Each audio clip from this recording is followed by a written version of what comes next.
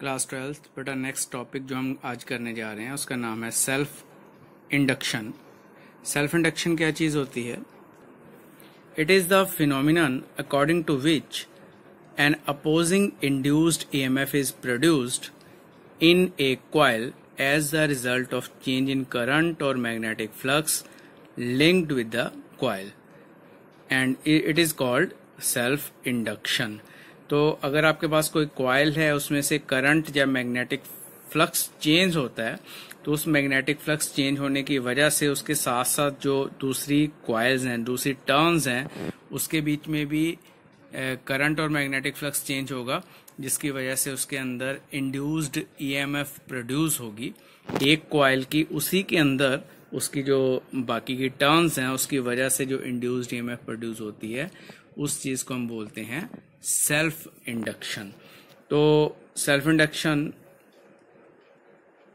Oppose both the growth and decay of current. अगर current बढ़ रहा है तो उसको बढ़ने से रोकती है, अगर कम हो रहा है तो उसको कम होने से रोकती है। So that's why it is also called back EMF. अब सेल्फ इंडक्शन की वैल्यू कितनी है, उसको मेजर कैसे करते हैं? तो उसको मेजर करने के लिए जो हम यूज करते हैं that is called coefficient of self induction. अब कोफिशिएंट ऑफ सेल्फ इंडक्शन को हम किस तरह से डिफाइन करेंगे? तो सबसे पहली बात, जो आपके पास मैग्नेटिक फ्लक्स किसी कॉइल के अंदर चेंज हो रहा है that is directly proportional to current in the coil. It is found that the magnetic flux linked with the coil at any instant is directly proportional to the current passing through it at that instant. So magnetic flux phi is directly proportional to I and L is the constant of proportionality, and this constant of proportionality is called coefficient of self induction. L is called coefficient of self induction or simply it is called self induction भी कह सकते हैं। तो अब इसको define हम करना चाहते हैं तो I की वैल्यू अगर आप 1 कर दो फ्लक्स के बराबर हो जाएगा L। तो इसको हम इस तरह से डिफाइन कर सकते हैं। तो सेल्फ इंडक्शन या self inductance of the coil is numerically equal to magnetic flux when the linked with the coil when the unit current flow through it। अगर कॉइल में से 1 यूनिट करंट फ्लो कर रहा है, I की value 1 के बराबर है, तो L किसके बराबर हो जाएगा? L is equal to magnetic flux 5। अब इसकी एक और डेफिनेशन जो है वो फैराडे लॉ से आ जाएगी। फैराडे लॉज में हमने ये पढ़ा था कि induced EMF which is equal to minus d phi upon d t, change in magnetic flux is equal to induced EMF. ये हम पढ़ चुके हैं ऑलरेडी। तो फाई की वैल्यू हम यहाँ पर ये वाली पुट कर देंगे तो आपके पास एल आई आ जाएगा। तो एल बाहर निकल जाएगा, d I upon d t. Induced EMF is equal to minus L d I upon d t. माइनस क्यों लगा हुआ है ये आपको पहले हम बात कर चुके हैं कि जो इंड्यूस्ड ईएमएफ है वो चेंज को अपोज करती है, डेट्स वाई कि यहाँ पर नेगेटिव का साइन लगा हुआ। अब यहां से इस फार्मूले के अकॉर्डिंगली एक और डेफिनेशन बन जाएगी एल की, वो कुछ इस तरह से बन जाएगी। अगर आपके पास डी आई अपॉन डी टी जो है वो 1 के बराबर, change in current is equal to 1, then L is equal to induced EMF.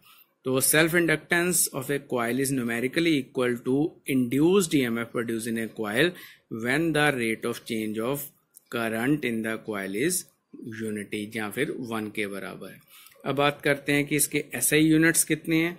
तो SI units of self inductance is called henry. इसको एच के साथ लिखते हैं।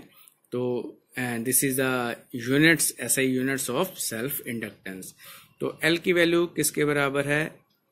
It is equal to E induced EMF divide by d I upon d t.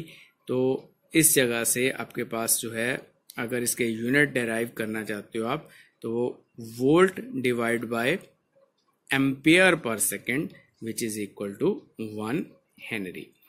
तो इसकी जो दूसरी हेनरी की डेफिनेशन, पहले हमने जो डेफिनेशन की है वो किस चीज की है? कोफिशिएंट ऑफ सेल्फ इंडक्टेंस या सेल्फ इंडक्टेंस की डेफिनेशन की है। बट अगर आपको हेनरी को डिफाइन करना, डिफाइन 1 हेनरी, तो किस तरह से डिफाइन करोगे?